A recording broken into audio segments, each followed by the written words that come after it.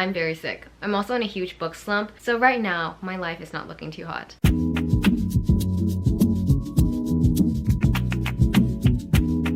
Hi everybody, my name is Catherine. Welcome to the channel if you're new. Welcome back if you're not. As you can tell by the sound of my voice, I'm very sick. I'm also in a huge book slump, so it's like a double whammy for me. I'm gonna be honest, I don't even know how I got sick. I woke up on a Tuesday, I was perfectly fine. Then I sneezed like 5 times and then my life has just gone downhill since then. The first day it was like a runny nose. Next day it was like sore throat, and then now I'm having this really bad cough. Like I cough so much I feel like I'm gonna throw up. No more details on that though. Like I mentioned, I'm also in a huge book slump, which I don't even know why, by the way, because the book I'm currently reading, which is The Night Circus by Erin Morgenstern, is so good. I love the plot. It is beautifully written. I love the characters. I think it's just like a very unique book, but for some reason I cannot read it. I cannot touch it. I stop every single chapter. I just don't know why I cannot read the book. I think it's just because it's too good. I don't know if you guys have this too, where a book is just so good that you cannot read it, so then it puts you in a book slump. I think that's me right now. So what I'm gonna do is try to take a break from reading The Night Circus and then read another book, and hopefully it can bring me back into the reading mood. Now I don't really know what book I'm going to read yet, so we can decide together. Woo! Let's go to my library. By library. Oh my god, that scared me. My tripod is actually broken, so that's great. Okay, by library, I mean just these 2 bookshelves. It's growing. Since the last time you guys saw this, I've added more books, but there's a lot of books on here actually that I have not read. Plus I have some books on my Kindle as well, but I think I'm in the mood to read like a physical book. So we're gonna choose from here.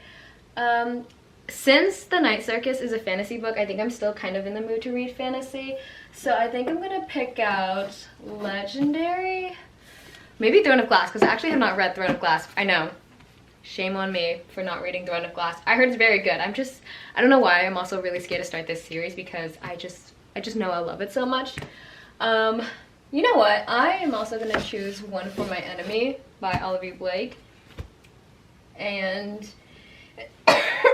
so sorry you had to hear that. And The Wicked King by Holly Black. I picked out 4 books.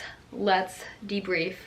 But let's debrief on my bed because I don't feel like standing. Back on my bed. Also, I just love my robe. My aunt gave this to me. It's my favorite thing ever. But now I have the books that I've chosen. We'll see which one I want to pick first, but let me do a quick debrief on all of the books and why I chose it. So starting off with Legendary by Stephanie Garber and The Wicked King by Holly Black. These 2 books are actually the second book of their series. Now I chose this one because I read the first book, really enjoyed Caraval actually, and I know that this month the next book of the spin-off series is actually coming out. I think it's called A Curse of True Love.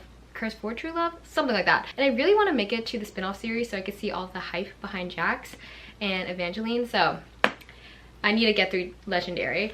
Also, I really want to see more of Legend himself, like the Legend. Like, I don't know if that was cringy or not. But anyway, so that's why I chose Legendary. I have so much like snot up my nose. That's kind of disgusting to share. But anyways, then we have The Wicked King by Miss Holly Black. Now, I love Cardan. I love Jude. I remember reading The Cruel Prince, and for some reason, it took me such a long time to read the first half of the book, but I sped through the later half.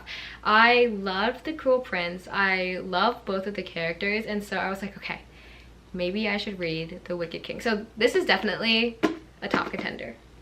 Then I mentioned when I was next to my bookshelf that I've never read Throne of Glass, and I am also kind of intimidated to read it, not because there's so many books in this series, but more because I think I will love it so much that I just cannot let it go. And so I have a problem. Actually, let's get into my problem. I have a huge problem. I don't know if I mentioned this before, but I hyperfixate on so many book series, like, or even series in general. If I love a series of something, I just don't want it to end. So obviously the only way for it to not end is for me not to finish it. Over there I have my Devil's Night series. I read Corrupt, Hideaway, Killswitch. Have not read Nightfall yet just because I love it so much and I just don't want the series to end. And so I already know that I'm gonna love the Throne of Glass series so much, and I think there's like 8 books in this series, and I know that towards the end I'm just gonna slow down and not finish it just because I love it so much. The sun is like peeking out through the blinds right now, so it's casting a shadow, but I'm way too lazy to get up and change it.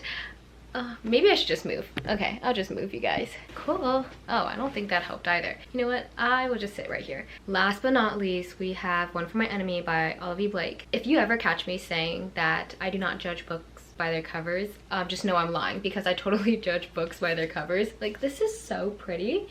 Plus, there are pictures, more pictures. I'm not gonna lie, when I tried reading The Atlas Six by Olivia Blake, I could not get through it.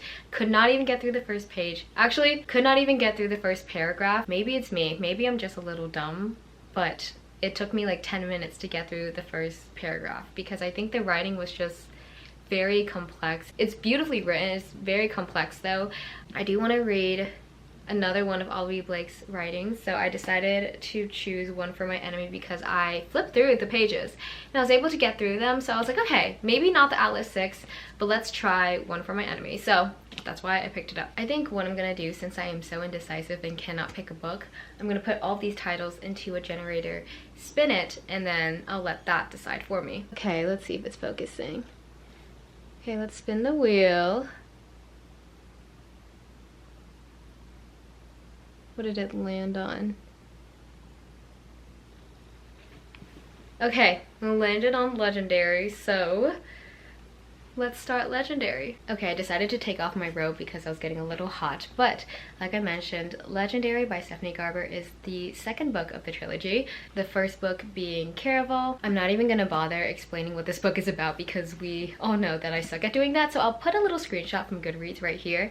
But this book, I believe, follows Scarlett's sister Donatella, which I am super excited to read about because I loved her character in Caraval, so I'm really excited. I'm also really excited to learn more about Legend, even though I think I know who Legend actually is because I spoil everything for myself. This vlog, by the way, will contain no spoilers, but I will give my review at the end when I finish reading it. But let's get started. I have 3 words to describe this book right now. Tella and Dante. I love the two, okay? Love. I love these two characters so much. I do not have the right words to explain how much I love them. I'm currently this far into the book at the moment.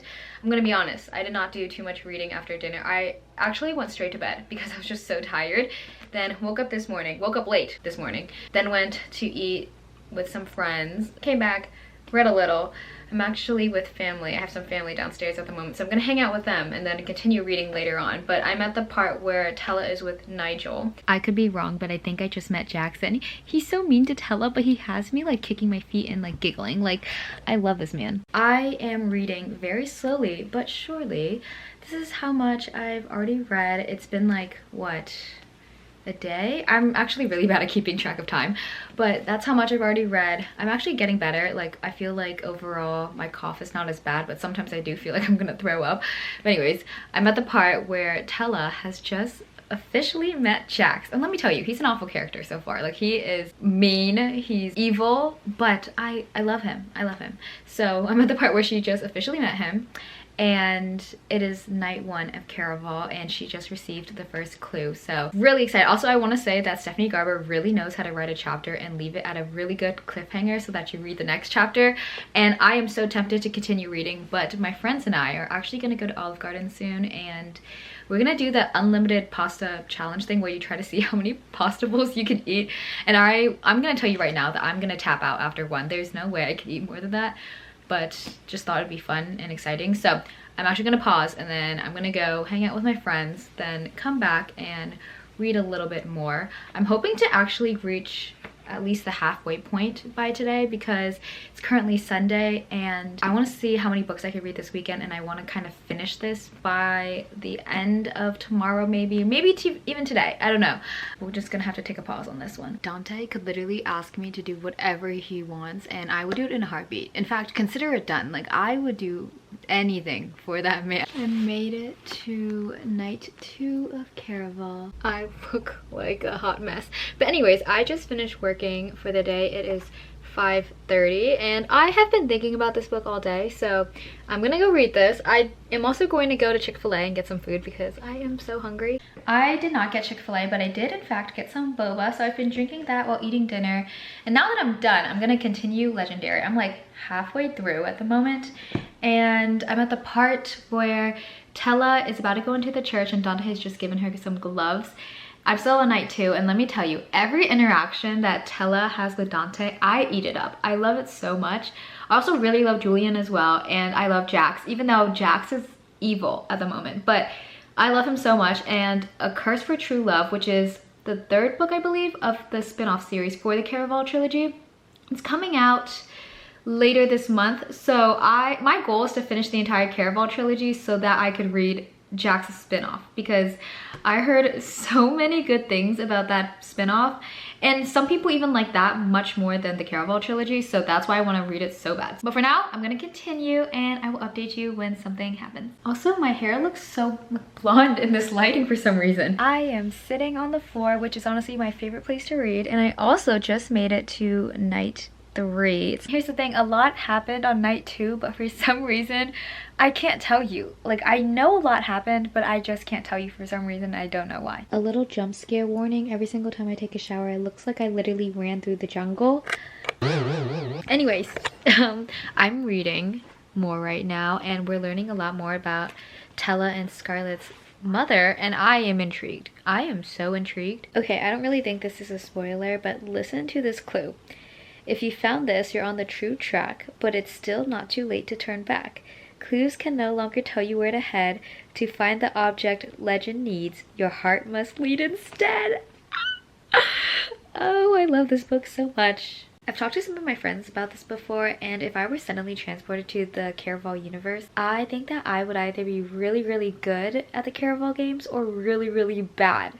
And there's just no in between. And by bad, I mean like I wouldn't even pass the first clue. I would overthink everything. Either that or I'd be like super good. Like, not to toot my own horn or anything, but I think that I could really ace these riddles. Like, when I read the Inheritance games and like even the Akatar riddle, like I solved all of the riddles in all of the Inheritance games books. And I feel like I could do really well with riddles, but I'm not sure. So it's either I would be really good or really bad. I'm reading this moment between Dante and Tella, and I just love it so much. I didn't realize that it's like 2 in the morning and I have work tomorrow, and I have to obviously get up early for that. So I'm stopping here at what should have been night 4 of Caraval. I am at such a good part, so I really want to finish this book. That has been my face for the past minute. Chapter 39. Then open your eyes and speak to me. I have no words. I have no words. I have not touched the book. I put it down so quickly. I have not touched the book. Oh my god, I'm speechless. I finished this book last night at like 3 in the morning. Don't have the right words to describe how much I love this book. Just know it's a 5 out of 5 stars. Like, I love it so much, and I just need to let it marinate before I could give a full review. So the review will come at the end of this video, and as you can tell, I am so much better now. I'm not as sick as I was at the beginning. I just love this book. Honestly, this book probably cured me. Like, it was amazing. The next book that I'm going to read though is probably Ricochet by Krista and Becca Ritchie. Like Legendary, this is the 2nd book of the series. It follows Lily and Lauren, and they are both addicts. Lily is a sex addict, Lauren is an alcoholic, and they've been best friends since like childhood. Started fake dating each other to kind of hide the fact that they are both like addicts and like struggling. And so obviously it's like their love story, and I just think that this is such like a quick read for me. Like, if you know me, you know that romance reads are always so quick for me to like finish. Like, I could speed run through this entire book. So I really wanted to read the 2nd book because I have a lot of series where I've like only read the 1st book but haven't read like the 2nd one, so I want to read this one. Also, the cover is like so pretty, and I totally judge books by their covers. I'm like 25% into this book, and I just want to say that this book is genuinely one of my favorite like friends to lovers and fake dating to lovers. Like, I just love the tropes so much, and I also love like found family tropes, and I feel like this is such a good like found family trope too. I just love this book so much, and I want what Lauren and Lily have, like their friendship, their like romance. Like, I love them. I love them so much. I'm currently on chapter 6 of Ricochet, which is about like 40% in, and let me tell you, there's so much happening right now. I'm at the part where they're at the Fizzle event, and if you've read that part, you know that there's so much drama, and I'm honestly living for it. Connor just made his appearance. Aaron is being absolutely annoying. Jonathan Hale just did something very unexpected.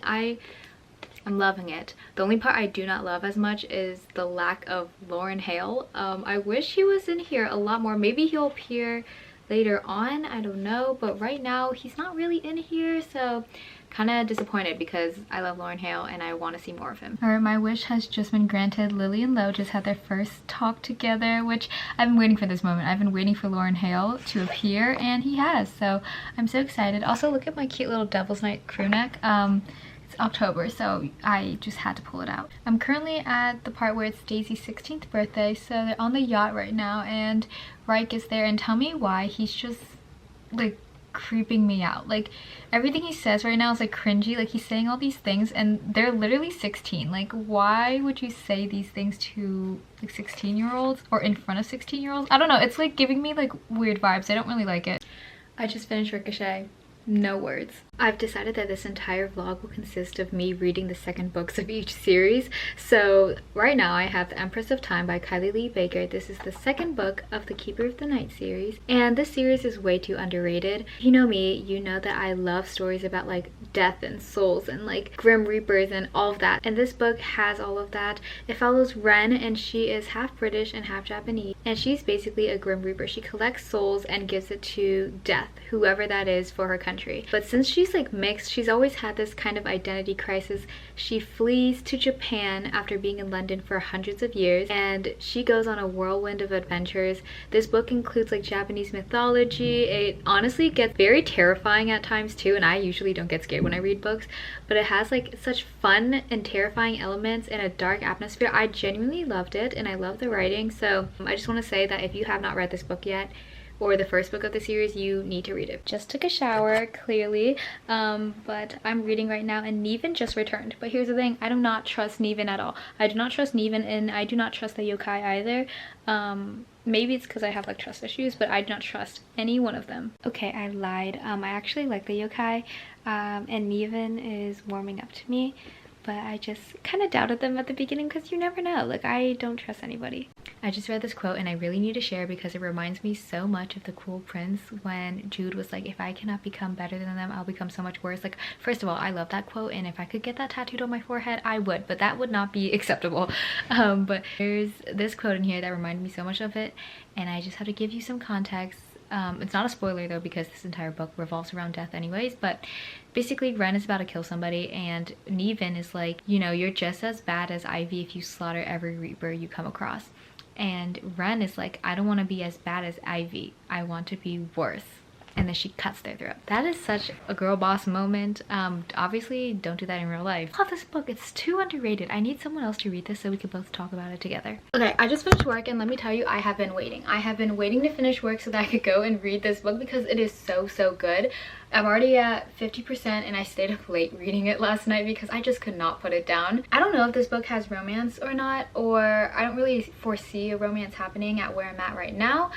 But I just think that Ren and Tsukuyomi would be so cute together. Like, I see it. Like, I see that they would be so cute together. Hopefully they get together. I don't know. But I'm just saying that they would be so cute together. Obviously, the only issue is that he literally looks like her dead fiance. So that's clearly a problem.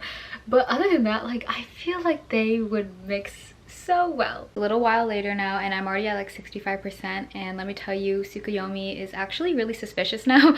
I don't trust him, and that's only because I have trust issues when reading this book, because last book I trusted this one person. I'm not gonna name any names, but I trusted this one person with my entire heart, and I was wrong. I was completely wrong. So I don't want to make the same mistake again. So I love Tsukuyomi, but I'm like really suspicious. Like, I don't fully trust him yet. One thing I love about Ren is that she's such a feisty and like fun character, and she understands that she has these wrongs, but she does not care, and I love that so much. Like, she's feisty, but not in a way where it's like, oh, I'm not like other girls feisty. Like, she's actually a feisty character, and I love her.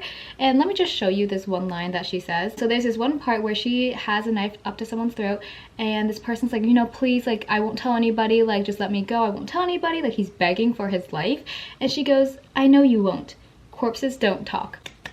Round of applause for her. I already know that I'm going to be finishing this book really soon because it's so good and I cannot put it down, but I have to put it down because I'm about to go eat dinner with my parents and my cousin. Also, I think I trust Tsukuyomi a lot more, but now I'm not trusting the yokai or Neven. Like, I don't trust any of them. I need you to imagine Paul Revere screaming that the British are coming, because that's what I'm imagining right now. I just came back from dinner, I took a shower, and let me tell you, I'm on the last 15% of the book, and I am so excited because I'm here to see Ren kick some, yeah, I'm not gonna say it, but you know what I mean. So there's this huge fight scene going on, and it's so well written, by the way, but there's one person missing.